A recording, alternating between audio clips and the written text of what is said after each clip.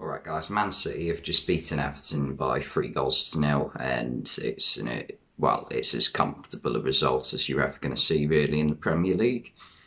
Everton didn't really cause many problems today. They were missing their target man up front, Dominic Calvert-Lewin, but also when Demarai Gray went off injured after 15 minutes. That was a big loss for them as well, because Alex Iwobi, he's an average footballer really, isn't he? He's not as good as Demarai Gray. And yeah, Everton really struggled to make an impact on today's game. Very few chances. But that's nothing to take away from Man City. They were very good today, and it wasn't like a full strength side for them today. They had Raheem Sterling and Cole Palmer, who usually aren't starters, playing today, partially down to Jack Grealish being injured, I guess. And also maybe Ferran Torres, you could argue, also is a regular starter when fit for City now. But he's been injured a while now, to be fair, Torres. What was I going to say? Yeah, but City were very good. They struggled to get the breakthrough. There were a few chances. Bernardo Silva tried to chip one from close range over Pickford, but Pickford managed to cover it as much as the goal and close down the angle for Silva, making it pretty much impossible for him to score. The breakthrough did come through Raheem Sterling. It was a wonderful ball by João Cancelo into him, like one of the passes of the season so far, easily.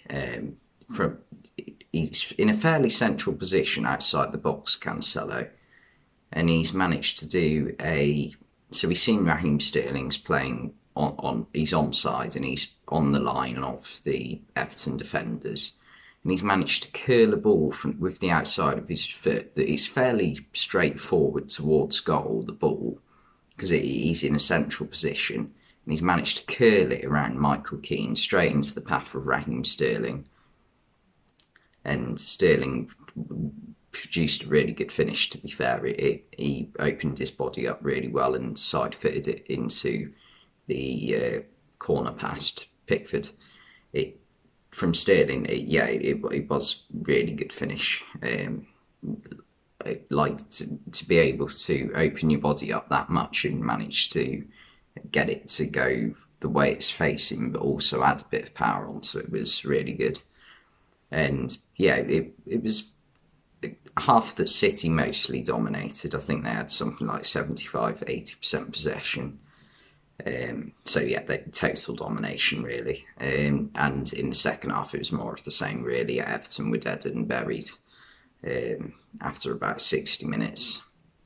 They only really created one opportunity in the second half, Everton, and that was through Seamus Coleman. And even then, they just retreated their way out of the opportunity. Coleman was just dribbling with the ball away from goal, and the chance went. But the second goal did come from Man City, and what a goal it was. I can't remember how it came, but the ball's just bouncing on the edge of the box, and Rodri absolute thunderbolt into the top left corner. It was like a Steven Gerrard strike. Honestly, it was amazing. Probably, I'm just trying to think of other goals that have happened this weekend. There was a good team goal in the Liverpool game yesterday. Sterling's goal today was very good. But I think it might just take my vote for goal of the weekend, that goal by Rodri. It's definitely got to be up there. And City did manage to get a third towards the end of the game, this time coming through Bernardo Silva. Compared to the other two goals, this one was definitely of lower quality. It was just a bit of a scramble outside the 6-yard box. Palmer managed to sort of flick it on towards Silva, and Silva had a fairly simple finish, just had to slop it past Pickford. That made it 3-0, and that was game done and dusted. And there was it was quite funny after about 85 minutes though. City subbed off Cole Palmer, and who I think's a good player, and I've seen him play maybe 5 or 10 times over the past 12 months for City, and he looks like a good player in my opinion. Maybe not quite Phil Foden's level, but still a very good player. And they subbed on a player called McAtee. I've forgotten his first name.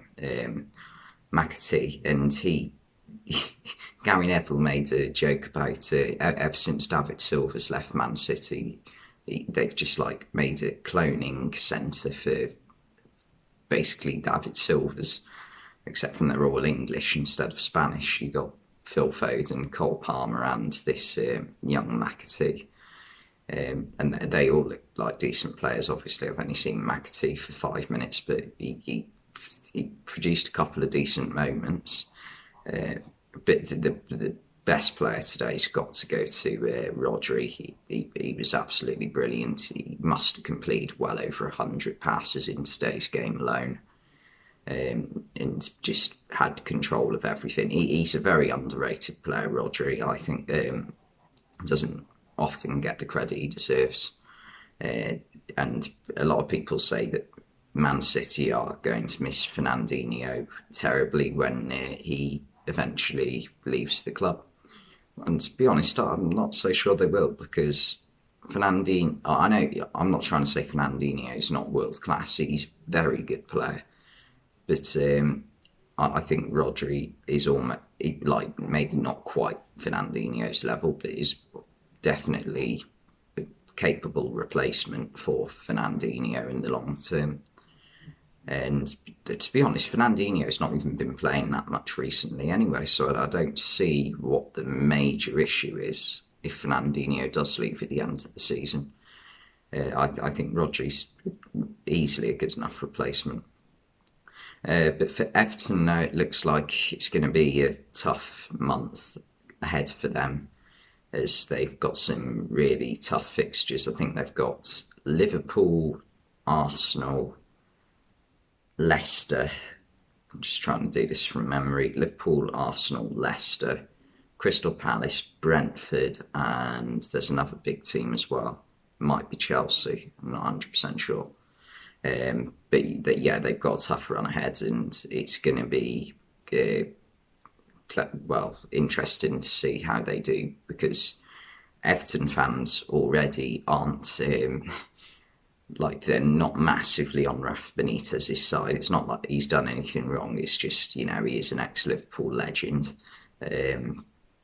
so he's not going to be straight on the fans' side, is he? And that game against Liverpool could end horrifically if it goes wrong for Everton. You can already picture it, seeing the Liverpool fans singing Rafa Benitez's name if Liverpool win.